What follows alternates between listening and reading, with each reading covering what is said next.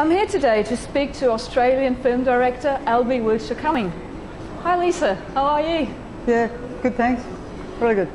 Great, so my first question is, what is the state of the film industry where you live? We're talking about Australia at the moment. So at the moment I'm in Australia. I reside in Australia mostly. In certain states it's pretty good. I feel that it really depends where you go. There's a lot of support in Sydney and Melbourne. Queensland has a bit of catching up to do, but we have a wonderful film industry. Filled with a lot of filmmakers that really want to get their work seen. A lot of people are travelling overseas. So I think the state here is pretty good. There's a lot of support, like I said. There's a lot of crews. There's a lot of post-production facilities. Yeah, I basically think it's not too bad. We're still considered a bit at the other end of the world in some circumstances and have to go to Hollywood, but yeah. Okay, so and how do you compare this to foreign opportunities? Well, as I was just saying, I think that a lot of filmmakers from here go to Hollywood, to LA or wherever, New York, to other countries like Denmark, which has a very powerful film industry for Danish filmmakers. So basically, yeah, I think, a lot of people do go overseas. Foreign filmmaking is fantastic. Independent films I really love. Obviously, a lot of people want to make a big Hollywood blockbuster, and I think that that's pretty unrealistic at the beginning if you're a young filmmaker. So you've really got to have your head straight about that, to be honest. Yeah. Yep. So how you're planning it then? How am I planning? What would that be? Not the big Hollywood blockbuster. I'd love to have a big Hollywood blockbuster. I'm not a blockbuster person. I'm a bit kind of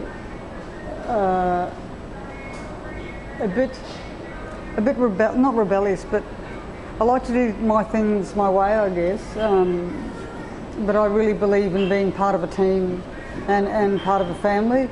So I think if you can turn your Hollywood crew into a family, it's a very big crew. I'm very interested in doing that. I'm mainly an independent filmmaker, but if Hollywood wants me, I'm there.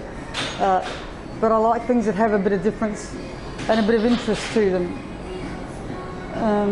Yeah, that's an interesting question. It is a hard one to answer. I think we generally would all like to end up in Hollywood. That's a hopeful thing for most people. For me, yeah, definitely that would be good. Sure, for sure. You've had huge industry high and lows in your career. Can you talk about those? I've had a very long film career. If I think about it, I feel really old, I've been in the industry for 35 years. It's a long time, so that's sort of in roles of theatre, music, dance, movies, journalism, television. My main work in directing, of course, is in television, and then it's gone into film. I've directed a lot of theatre stuff, so I think theatre's really important, actually. That's really helped me with my movie work. Wow. That's really interesting. It's good trolley work. So your question was, what are my plans? From being in the industry myself,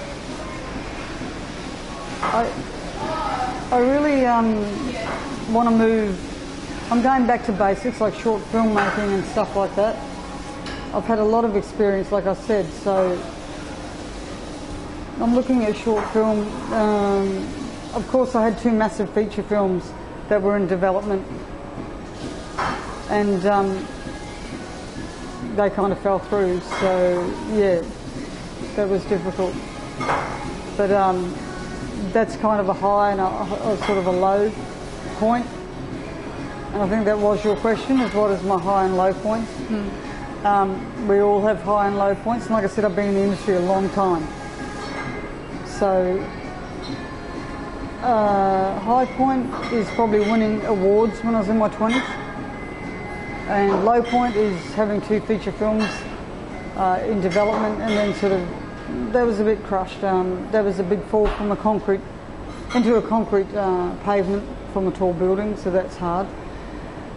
That was a real slap to the face, but it's, you know, it's like just getting back up and kind of going, oh shit, that's not good. But you know, you got to be strong about it, and I was, and I think I'm better now. I'm more mature, and I know where I'm going basically, and it gives you strength, that sort of thing. Like, don't get put off. Yeah. So from all the things that happen in your career, is there any advice you can give to emerging directors or screenwriters about approaching Australian and foreign film companies? I think when approaching Australian film companies, it depends on where you approach. As I said, I think it's better in certain states than others. That's not putting down the state or the filmmaking industry in Australia. It's a great industry, it's very close, it has a lot of resources, so I would go to Screen Australia and whatever's representing your state. I'd join the Australian Directors Guild, the Australian Scriptwriters Guild, go to events, participate, right, network. Absolutely meet lots and lots of people. Get your name and yourself out there, right? And that's very interesting. Just get your name out there. Do the social media thing. I'm not into social media in terms of I found it a weird platform, but I think it's important for an industry person. So get out there, have a Facebook, have a Twitter presence, have a LinkedIn profile. It's really important. Get yourself onto IMDb actually with your short films. Whatever you do, that's, you know, a good amount of screen time. Get that out there. In terms of approaching foreign people, well, basically you have that profile, right? You have that social media presence on YouTube, Vimeo, things like this. That's really important to get foreign distributors in. Go over there and tell them your name. Walk in, have a bit of balls and a bit of confidence. Sometimes that can backfire on you. Yeah, I've had that happen to me. It can be mistaken, so watch the culture that you're going into, but you know, just be confident about your work. Don't let the naysayers tell you can't do it. I mean, good work stands for itself. If you do good work, the story's good, you're a good director, your script's good, your ideas are good, it'll get made. It just depends where. It sounds hard, right? Financing and production, but it's not. It's really the quality of the work, and you've just got to push that work. Yeah. I think that's about what I think, which is a lot. Yeah, talking about approaching, you are a very confident, attractive person. Oh, thank you. Is your image contradictory to your job, and do you market yourself as a director? Yeah, that's a really interesting question. In terms of looks, I don't know what to say. I mean, you know, I started out really young. I won a big music competition in my 20s, so it was all about what I look like.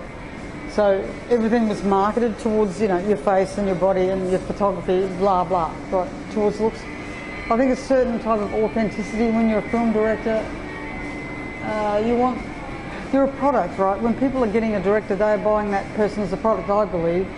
They want to know you can steer the ship, you can helm it correctly, because if you've got a Hollywood crew that's massive, that's hundreds of people and cast, right? A short film could be like 10 people. There's such a vast difference. But you've got to be able to steer the project and have a good sense of control and who you are. And the people buying that product want to know that. So, yeah. So in terms of marketing myself, in terms of looks, or If people find me attractive, that's yeah, that's a bit embarrassing. That's kind of really flattering and appealing. I think I don't go on my looks. Yeah, I don't approach people on what I look like, or deliberately do photo shoots to go, oh, look at me, hey, I'm so good looking. You know, it's not me. I'm very, very down to earth and straightforward, right? So I wouldn't do that, but hey, people find me attractive, fair enough, but it's not why I get hired. I want to be hired on my professionalism, my experience, my maturity. I'm very mature, I'm quite old. And I think I said that before. And yeah, you're a package, basically. That's what companies buy. They buy your experience and they buy your approach. I'm not an actor. Actors have it differently to me. So basically I think I answered your question. Maybe. Hope so. And last question for today is, what about your future projects? Is there anything you can tell me about them? Oh, yeah. In terms of future projects, I think I might have said this before too, is I have a few things in the pipeline. There's a great short film I want to make in Australia, in Queensland, with local filmmakers, local actors. It's very good. I also have a very good feature film that we're writing. It hasn't been canvassed anywhere. No one knows about this. This one's about the perils of drug use, but from a completely different perspective to what I've ever seen it done. And this is like coagulating in my head, basically. This is really good stuff. A lot of good research involved. It's a very powerful movie. I do have two other feature films, of course, and feature films are very difficult to get made in Australia and get distributed. So, you know, that's where the foreign aspect comes in. The other two feature films, I'm still canvassing those around and seeing what film companies think of them, which has been quite a challenge. Basically, oh yeah, that's what I was going to say actually, is I'm really interested in doing music videos. So I was a musician in the past, and a theatre actor as well, so I have that inclination towards liking music and different sorts of videos. So music videos would be great for me. So we're going to do a couple of those as well. So you've got short film, a feature film that's being written, two other feature films, and a couple of music videos. So I think that's quite good. So that's where I'm going. Yeah, that's sort of what I'm doing. So I hope that all sounds good. That sounds very cool, Lisa. Thank you very much for this interview and having you here today. Yeah, my pleasure, even though there was a bit of sound effects. Thanks for asking me. Yeah. That's all right. Thank you. All right, thank you.